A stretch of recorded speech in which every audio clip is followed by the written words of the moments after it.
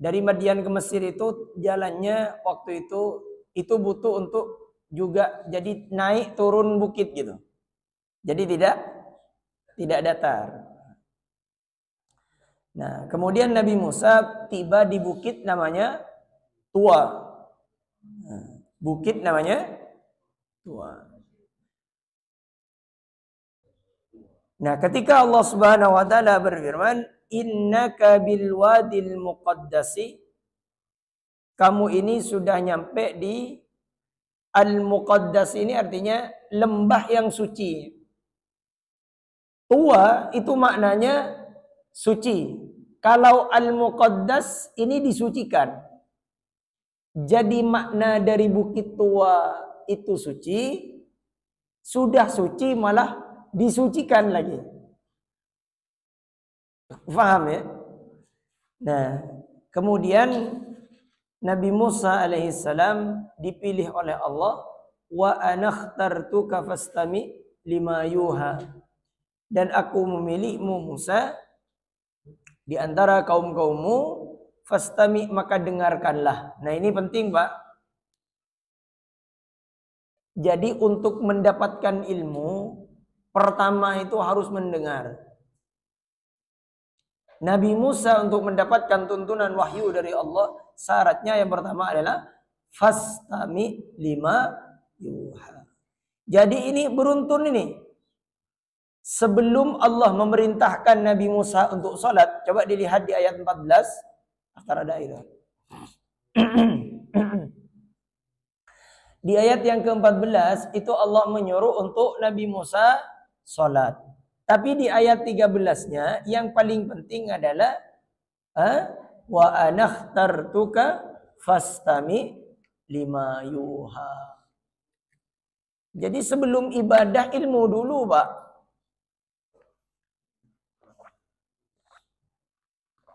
Sebelum ibadah ilmu dulu. Karena kalau orang hanya semangat ibadah, nanti sholat subuh dikiranya, oh karena semakin banyak beramal berarti semakin baik. Akhirnya sholat subuh nah hujung 3 rakaat. Sesat ya. Jadi pertama harus wa anakhtartuka fastami lima yuha. Harus fastami, dengarkan. Yuha, apa yang akan aku wahyukan kepadamu Musa. Nah, untuk masalah mendengar, ini banyak pendapat dari ulama. Yang dimaksud dengan mendengar di sini, orang yang akan mendapatkan ilmu itu ketika dia mendengar diam, Mbak. Jadi fokus. Badan tenang, mata melihat, telinga mendengarkan, hati mencerna. Itu mendengar. Biasanya ini connect ya. Kalau tidak salah katanya Imam Sufyan bin Uyainah, kata beliau, mata dengan telinga itu connect, Pak.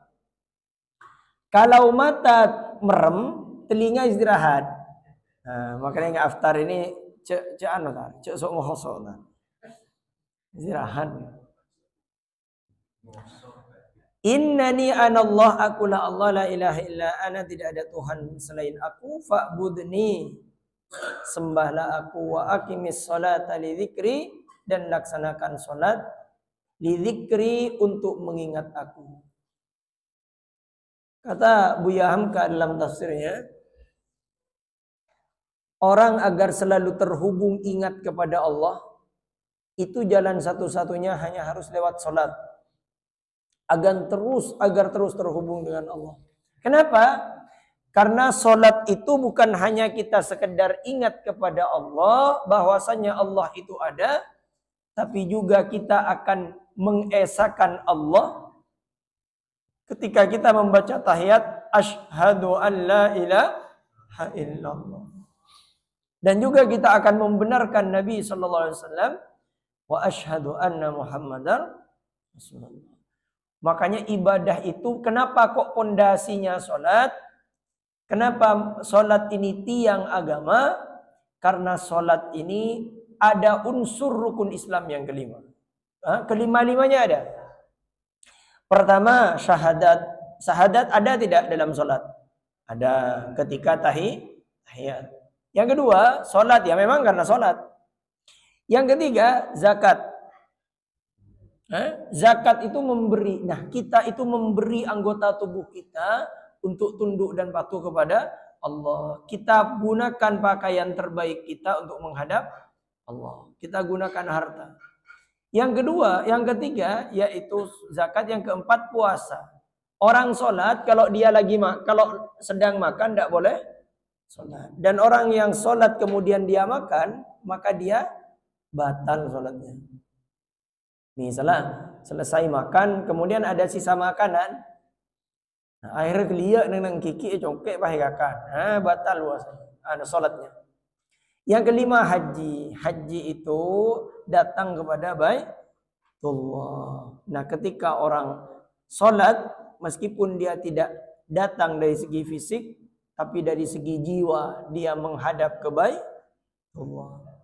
Nah, ini pentingnya kita sholat. Nabi Musa itu suruh sholat. Sekarang ada salah paham. Wa aqimis sholata lidzikri, wa aqimis sholata, dan sholatlah lidzikri, untuk mengingat Allah. Nah, ini ada orang yang memahami kan tujuan sholat itu untuk mengingat Allah. Berarti kalau sudah mengingatkan berarti tidak usah sholat. Connect. Ini seakan-akan masuk akal.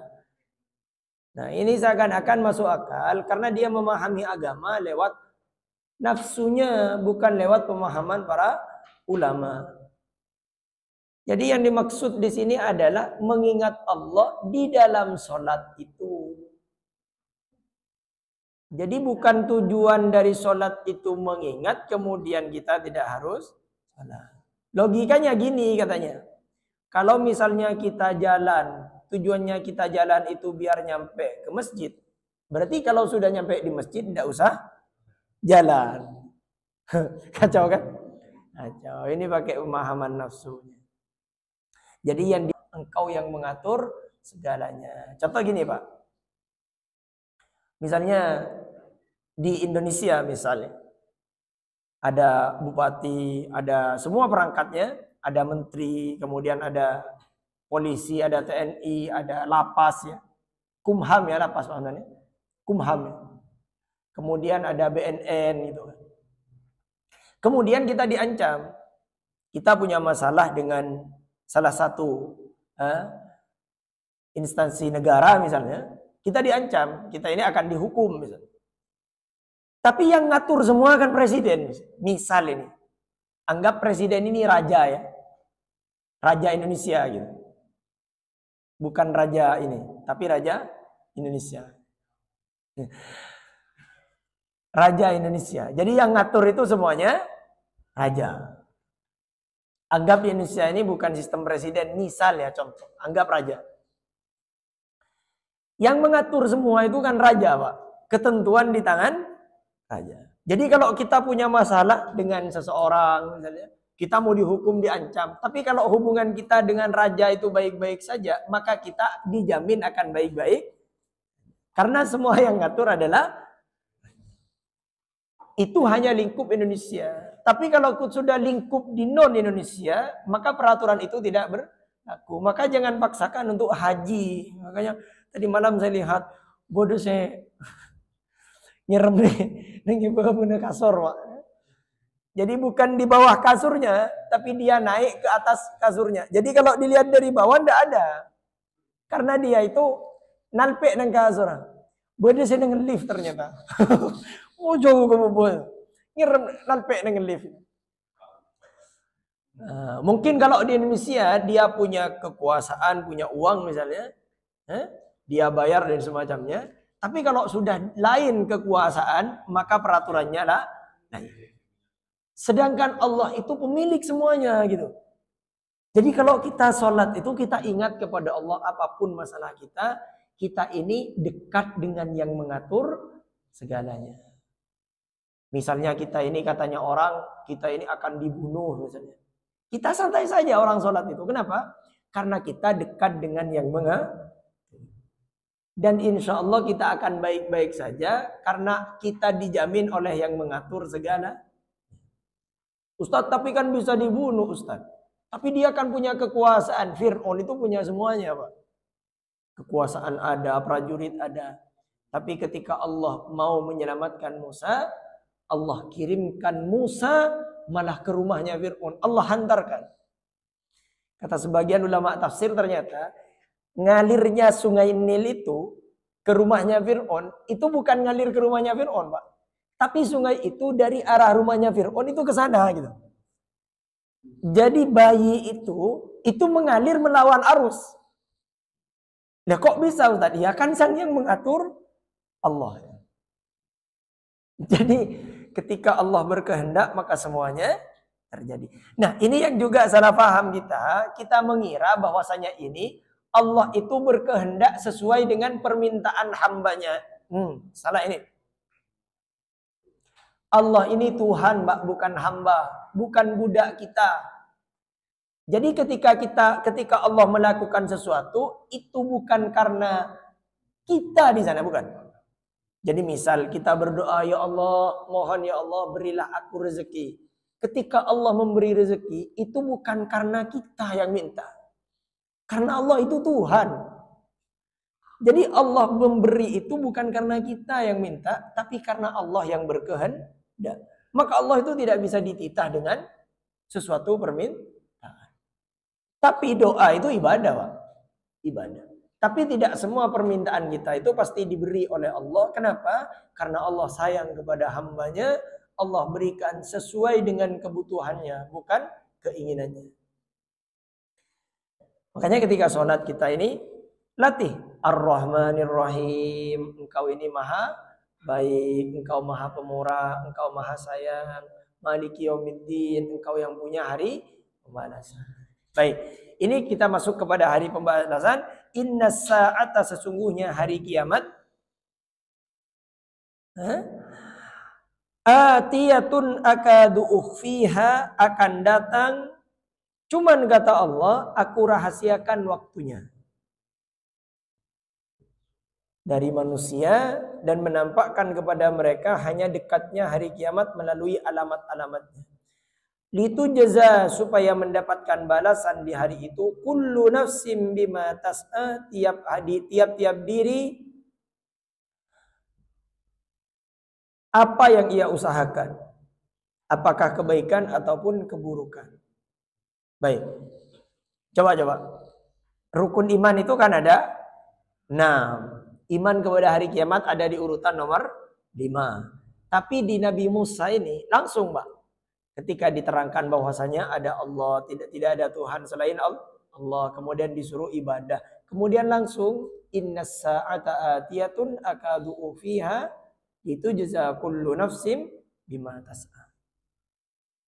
Akan datang nanti Musa akhir kehidupan dan waktunya dirahasiakan. Kenapa kok dirahasiakan, Pak? Ternyata hikmah di antara dirahasiakan, kata Buya Hamka, karena kalau tidak dirahasiakan bisa tidak nikmat hidup. Yang yakin akan adanya itu, dia yakin dengan amal soleh dan amal salah, dia akan beribadah terus. Tak laku lain, Pak. Coba misalnya Pak Hamdan, misal dikasih tahu sama malaikat maut, sampean ini sudah 1 bulan lagi ini yang mau meninggal, katanya. Aduh, sudah itu di backlist semuanya itu. Sudah enggak usah ngajar, enggak usah ke Ghana itu. Saya mau ibadah nunggu di masjid. Aduh, kiamat beneran. Juga orang yang tidak percaya itu akan foya-foya, Pak. Kenapa? Ya sudahlah, jangan disibukkan dengan yang sedih-sedih. Kita ini juga akan meninggal juga. Ya sudah, kita foya-foya. Yang bagian anak muda ya sudah, kita melakukan pergaulan bebas, kita bersetubuh dan semuanya. Kenapa? Karena dia ingin menghabiskan masa hidupnya dengan kesenangan. Jadi maka kacau itu dunia. Jadi yang maling itu akan maling karena terakhir kalinya, ya kan? Yang baik itu akan meninggalkan segalanya. Jadi di antara hikmah dirahasiakan, kenapa? Agar manusia ini tetap takut kepada, karena kiamat itu pasti datang, dia yakin, dia akhirnya takut kepada Allah. Kemudian Kenapa kok waktunya dirahasiakan? Agar dia tetap melakukan aktivitas dunia tanpa rasa takut dengan kapan waktu detail datangnya. Makanya tidak ada yang tahu kiamat itu kapan, hanya Allah. Bahkan Nabi Musa di sini dijelaskan oleh Allah, inna sa'ata atiyatun akadu ukhfiha litujza kullu nafsin bima tas'a. Jadi Nabi Musa saja tidak dikasih tahu kapan detail waktu dan harinya. Detail waktunya tidak ditahu, jamnya kapan tidak ditahu. Tapi yang jelas di sini pakai inna. Taukid ya. Sesungguhnya hari kiamat. Jadi pengokohan bahwasanya kiamat itu pasti akan datang untuk mengakhiri semua kehidupan. Fala yasuddannaka anha. Tujuannya kiamat itu apa? Supaya mendapat balasan di hari itu tiap-tiap diri dengan apa yang diusahakan selama hidup di dunia. Makanya orang yang percaya dengan adanya kiamat, dia ini akan menghentikan perbuatan maksiatnya dan dia tidak akan capek untuk beramal soleh. Kenapa? Kalau dia beramal soleh, dia meyakini capeknya di dunia akan berakhir. Dia akan sabar dalam ketaatan kepada Allah. Nah, kemudian kalau yang jahat, agar dia sadar kalau kejahatannya juga akan dibalas oleh Allah Subhanahu wa taala. Fala yasuddannaka anha. Maka sekali-kali janganlah kamu dipalingkan. Maksudnya dibelokkan anha darinya. Yang dimaksud adalah dari iman kepada adanya hari kiamat tadi. Man la yu'minu biha, oleh orang-orang yang tidak beriman kepadanya. Jadi diingatkan oleh Nabi Musa. Jadi mulai dulu orang yang tidak percaya dengan adanya kiamat itu sudah ada. Jadi sebenarnya dunia ini itu saja, Pak. Cuman tokohnya yang berbeda. Dunia ini itu saja. Ada yang percaya, ada yang tidak. Jadi ketika Nabi Nuh dulu sudah naik ke bahtera yang besar, sudah selamat semuanya, itu yang ada di perahu itu orang beriman semua, Pak. Orang yang percaya kepada Allah, percaya kepada hari akhir. Berarti kan di masanya Nabi Nuh itu yang ada di atas bahtera itu hanya orang-orang yang beriman. Ternyata sekarang ada tidak orang yang tidak beriman? Banyak. Padahal sekarang ini orang yang tidak beriman itu keturunan dari orang yang ada di perahu itu, Pak. Saya pah mikir gitu. Mun pahnaan kan pah odi jadinya pah do rumah pah cerita. Paham ya? Kan yang tidak percaya itu, yang percaya saja seperti ini anak keturunannya, apalagi yang tidak percaya. Tapi itu teori saya, Pak. Kalau teori Quran itu Allah kuasa memberi hidayah kepada siapa yang dikehendaki. Meskipun anaknya orang kafir, kalau dia diberi hidayah oleh Allah, maka Allah akan memberikan dia hidayah. Tapi hidayah itu tidak bisa ditunggu, tapi dijemput. Wa man jahada fina lanahdiyannahum subulana. Fala yasuddannaka anha, maka sekali-kali janganlah engkau palingkan, kamu dipalingkan Musa darinya, maksudnya dari iman kepada Allah dan hari kiamat. Man la yu'minu biha, yaitu oleh orang-orang yang tidak beriman kepadanya. Sudah, Pak, kalau ada orang ngapain kamu berkurban, hartanya kamu ini, ya ini untuk saya nanti di hari kiamat. Apa hari kiamat itu? Ya sudah, jangan kita dipalingkan oleh hari kiamat. Ada orang yang sibuk mengumpulkan hartanya, ada orang yang sibuk mengeluarkan hartanya di jalan Allah. Kemudian yang mengumpulkan ini bilang, ngapain kamu ngasih uang kamu ini capek-capek bekerja? Percayalah kita ini beriman kalau ada hari akhir dan harta kita itu tidak habis tapi disimpan. Wattaba'a hawahu, dan orang-orang yang mengikuti hawa nafsunya untuk ingkar kepada adanya hari kiamat. Sebab orang tidak percaya kepada hari kiamat, dia terlalu mengikuti hawa nafsunya. Dia ikuti keinginan angkara murka yang ada di hatinya. Fatarda, yang menyebabkan kamu jadi binasa. Sedangkan mereka pasti akan binasa. Wa matil kabiyaminika. Nah ini Pak. Nabi Musa setelah disuruh oleh Allah dan setelah dikisahkan tentang adanya hari kiamat, kemudian Allah bertanya kepada Nabi Musa, "Wa ma tilka?" Apakah itu? Biyaminika, yang berada di tangan kananmu, ya Musa, hai Musa. Jadi kata tanya ini dalam ilmu Nahu juga disebut dengan istifham namanya. Pertanyaan. Dan mengandung makna takrir. Maksudnya supaya Allah menurunkan mukjizat kepada Nabi Musa melalui tongkat itu. Jadi ditanya oleh Allah kepada Nabi Musa. Oh, berarti Nabi Musa ini pegang tongkat, Ustaz. Iya, pegang tongkat. Tongkatnya ini dikasih oleh mertuanya. Namanya Nabi Syuaib. Dikasih sama mertuanya. Akhirnya Nabi Musa ini, kapan dikasihnya oleh Nabi Syuaib?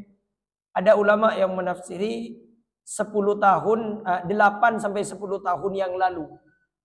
Jadi tongkat ini bukan untuk melawan Fir'aun, Pak. Tongkat ini adalah tongkat yang dikasih oleh Nabi Syuaib untuk mengembala kambing waktu itu. Jadi Nabi Musa ini mengembala kambing di rumahnya Nabi Syuaib. Dan jaraknya, batasnya itu 8 sampai 10. Nah dulu waktu saya ngaji itu katanya Nabi Syuaib, Musa kamu rawat ya kambing saya. Nanti kalau laki-laki itu untuk saya, kalau perempuan untuk kamu, anaknya. Ternyata perempuan semua, Pak. Ternyata perempuan semua diganti. Oh, ini tidak bisa ini. Sekarang ganti, kalau kan sekarang sudah dapat semua. Tahun depan kalau dia nanti hamil lagi kambingnya, nanti yang laki-laki untuk kamu, yang perempuan untuk saya. Ternyata berikutnya lagi semua. Jadi untuk Nabi Musa. Oh, diganti lagi. Kalau warnanya ini untuk kamu, ternyata tetap. Akhirnya diganti gini saja. Kalau 2 kita bagi 1-1 gitu. Nah ini yang dipakai sekarang ya kan.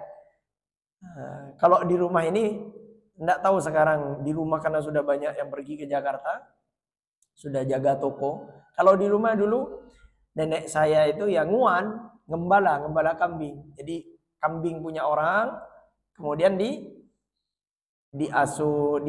digembala ya. Uan. Apa uan bahasanya? Gembala ya.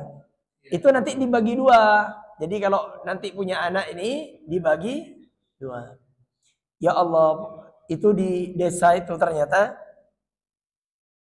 masih ingat saya dulu. Itu jangankan kambing, Pak, ayam. Ayam itu andi ajam situng, mun bedereng tak andi dikasih satunya.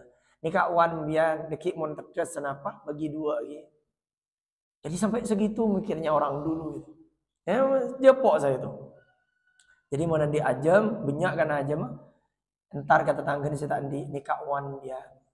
Ini mungkin penting juga dilestarikan. Mau bedereng tak andi itu.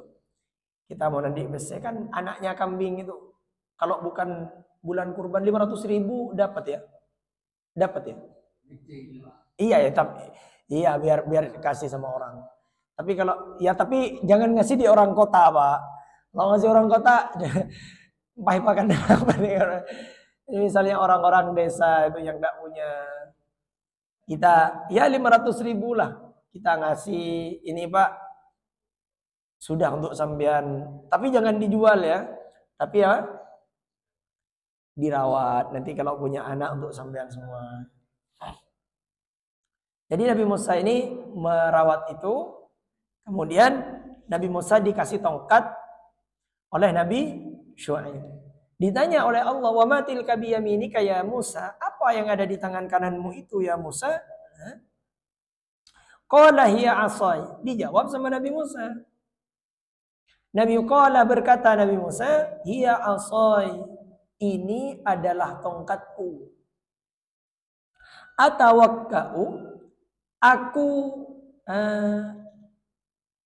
berpegangan alaiha kepadanya, pada tongkat tadi, sewaktu melompat dan berjalan. Jadi waktu dulu Nabi Musa melakukan perjalanan ke atas bukit, itu pakai tongkat.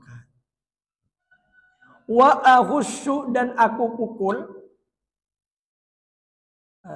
aku memukulkan daun-daun pohon, kata Nabi Musa, biha, dengannya, supaya daun-daun tadi berjatuhan, ala ghanami, untuk kambingku.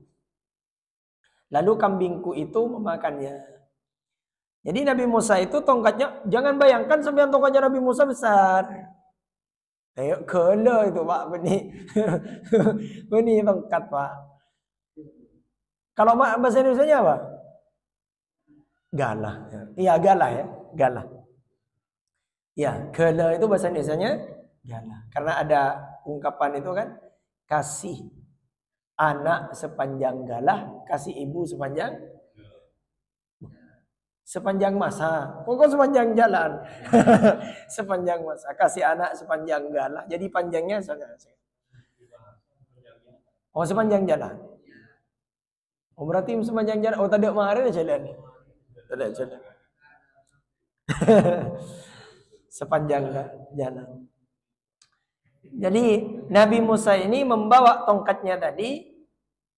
Tongkatnya itu kecil ya. Ya seperti bagaimana tongkat. Lah, kok untuk pakan kambing gimana Ustaz? Jadi anunya kerpas Pak. Di rumah itu dulu waktu saya kecil kayak Abi ini sering cari buah pohon bidara. Ada yang matur kan bukol. Itu ngelak kaju pakai kerpas Pak. Tentarakin ke atas geger. Jadi Nabi Musa itu seperti itu dulu. Kerpas sakin, berarti Nabi Musa tak oning naik. Nah, kini aku udah tahu nih. Intinya ceritanya seperti itu. Untuk apa tadi itu? Ala ghanami, untuk kambingku. Dan Nabi Musa ini memelihara kambing. Makanya kata para ulama, Nabi dan Rasul itu rata-rata semuanya memelihara kambing.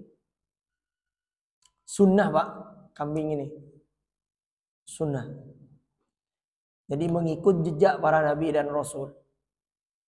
Nah makanya mun keng andi lahan nyaman ngubu kambing. Mungkin mun tak andi lahan ni selabu embi ini mohon maaf berceremi sekoni. Tapi orang-orang petani itu ndak doyan, ndak suka dengan melihara kambing. Kenapa? Karena ceremi katanya. Mari Pak kanin Ustaz embe deki capuk ocen embe oh munyi loloy. Mun sape ndak. Sape itu si amunyi Pak. Mun lapar tak amunyi sape. Sape si amunyi mun tero ini ya. Mun si laki mun si bini tero lagi. Itu amunyi. Mau ning sampeyan baca reng kula negareng tua ngubu sape nama.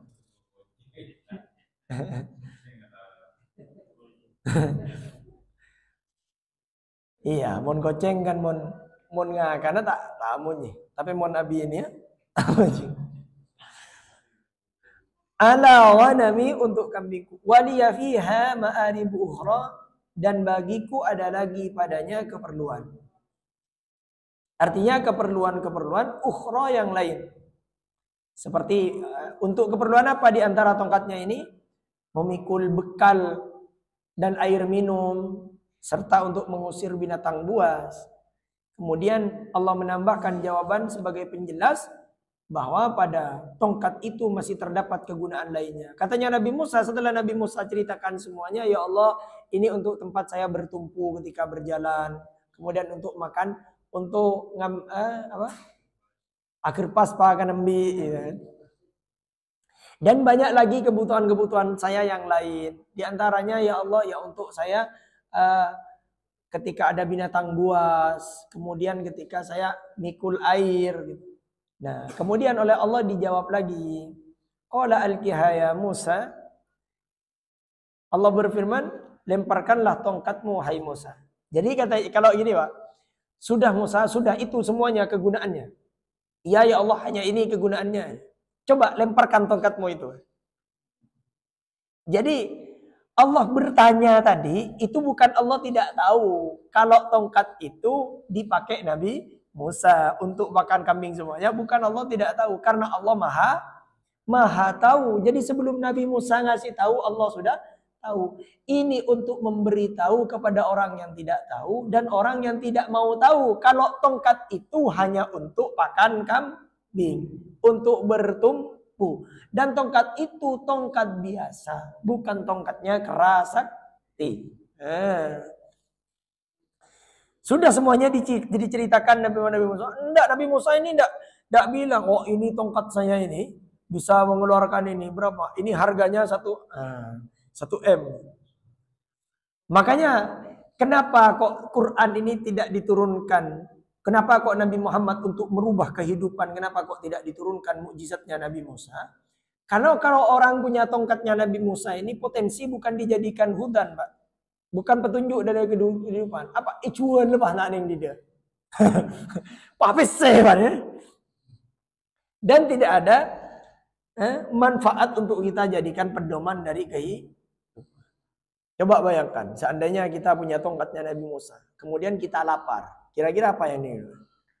Icuan kan? Icuan. Namun mungkin nek mon pahandi orang yang di tongkat Nabi Musa, apa yang terjadi? Sempen left TikTok. Ayo di tap layar kemudian disawer. Tapi ini juga suruh sudah. Suruh. Saya selesaikan dulu ya. Ini selesai. Qala alqiha ya Musa, Allah firmankan, lemparkanlah tongkatmu itu hai Musa, fa alqaha fa idza hiya hayyatun tas'a, lalu dilemparkan tongkat itu, fa idza hiya hayyatun tas'a, maka tiba-tiba ia menjadi seekor ular yang sangat besar, tas'a yang merayap, yakni berjalan cepat dengan perutnya seperti ular kecil. Jadi Nabi Musa ini tongkatnya itu jadi ular yang besar, tapi jalannya seperti ular yang kecil, luar biasa cepat. Nabi Musa takut Pak waktu itu. Nabi Musa takut. Karena Nabi Musa tidak tahu kalau tongkat ini bisa jadi ular. Dan Nabi Musa heran. Karena selama 10 tahun lebih Nabi Musa hanya gunakan untuk yang tadi, untuk jalan dan makan kami. Qala khudha wa la tahaf. Qala Allah berfirman, khudha wa la tahaf. Peganglah ia dan janganlah takut padanya. Nabi Musa takut waktu itu. Sanu'iduha siratahal ula, kami akan mengembalikannya kepada keadaannya. Maksudnya ke dalam bentuknya al-ula yang semula. Kemudian Nabi Musa memasukkan tangannya ke mulut ular tadi, ke mulut ular yang besar. Dulu waktu saya ngaji, dari saking besarnya ularnya Nabi Musa ini, Pak, ketika dipukulkan di istananya Fir'aun ini istana adidaya, Pak, besar ya. Mulut bawahnya itu kena pada lantainya Fir'aun, mulut atasnya itu sampai ke atapnya. Besar ular ini, Pak. Sampai Fir'aun itu ketika melihat ular itu, Fir'aun itu mencret, Pak.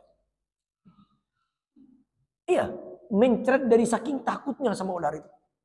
Besar betul ular. Kalau kata orang Madura itu kudutin, Pak. Bahkan mencretnya Fir'aun gara-gara melihat ular tadi, itu sampai meninggal. Fir'aun tetap punya penyakit mencret itu. Apa? Fobia ya kalau trauma. Maka kembalilah ia kepada keadaan semula, yaitu menjadi tongkat lagi. Jelaslah bahwa tempat untuk memasukkan tangannya adalah tempat pegangan tongkat, yaitu antara kedua rahang ular tersebut. Allah Subhanahu wa taala sengaja memperlihatkan hal itu kepada Nabi Musa alaihissalam supaya ia jangan terkejut bila tongkat itu berubah menjadi ular yang sangat besar di hadapan Raja Fir'aun nanti. Anak pemakai patau ka ada bi Allah supaya Nabi Musa tak takut ya dan Fir'aun lagi. Kan lucu, Pak. Misalnya atau karabi Fir'aun, Nabi Allah soro. Musa, onta laki ini, onta laki. Pak burugi ya kan, Musa kan. Waktu di olahraga. Kan Pak Harun, lucu kan, Pak. Amin ruburun kan. Si Fir'aun buru kasa, Nabi Musa buru kasa kan. Nah, kenapa kok diperlihatkan dulu agar Nabi Musa nanti santai saja, biar Fir'aun saja si kewujudan gitu. Jadi oleh Nabi Musa dimasukkan tangannya ke dalam mulut ular tadi, ular itu tidak menggigit, langsung berubah jadi. Nah, ular yang berubah itu ular betulan, Pak, bukan ular sihir itu. Loh, masa Ustadz tongkat bisa jadi ular? Memangnya telur bisa jadi ular? Masuk akal ya? Ya, semua kehendak Allah. Jadi antara ular jadi telur jadi ular dengan tongkat jadi ular itu biasa kepada orang yang beriman karena semuanya kehendak Allah. Tinggal 3 ayat ya. Watmum dan kepitkanlah tanganmu yang sebelah kanan yang dimaksud adalah telapak tangan ila janahika ke ketiakmu, yakni dijepitkan pada tubuhmu yang sebelah kiri, yaitu pada tempat antara ketiak dan lenganmu. Kemudian keluarkanlah ia, takhruj, niscaya ia keluar dalam keadaan berbeda dengan warna kulit yang sebelumnya, yaitu bayadha min ghairi su'in, menjadi putih cemerlang tanpa cacat. Putih bersinar dengan cemerlang sebagaimana sinar matahari, dan sinarnya itu menyilaukan pandangan mata. Ayatan ukhra, sebagai mukjizat yang lain. Jadi oleh Allah, Musa masukkan tanganmu ke ketiak. Jadi ketiaknya bukan di sini, Pak. Ini pohon ini lihat. Jadi bukan di sini ya. Jadi antara ini, di tengah-tengah. Jadi di sini, Pak. Di sini. Jadi tak sampai kaki mung, Pak. Kaki mung bau nih keluaran. Ini keluar cahaya. Kok pada ki rohim bang ucap ke Rahman. Bang, coba bang. Nabi Musa neng dek iya bang keluar cahaya bang. Coba bang. Ini Pak keluar. Dinuriyaka min ayatinal kubra, untuk kami perlihatkan kepadamu, kami sengaja melakukan hal itu bila mana kamu sewaktu-waktu mau menggunakannya untuk memperlihatkan min ayatina, sebagian tanda-tanda kekuasaan kami, bukti kekuasaan kami al-kubra, yang sangat besar, yaitu bukti yang besar bagi kerasulanmu. Apabila Nabi Musa hendak mengembalikan tangannya seperti semula, maka ia mengepitkannya lagi pada ketiaknya seperti yang dilakukannya semula, kemudian mengeluarkannya kembali. Idhab ila fir'auna innahu tagha, pergilah sebagai seorang rasul ila fir'auna, kepada Fir'aun dan orang-orang yang mengikutinya, innahu tagha, sesungguhnya ia telah melampaui batas, sangat keterlaluan di dalam kekafirannya, hingga ia berani mengaku menjadi Tuhan. Semoga bermanfaat. Nasrum minallah wa fatun qarib. Abashiril mu'minin. Wassalamualaikum warahmatullahi wabarakatuh.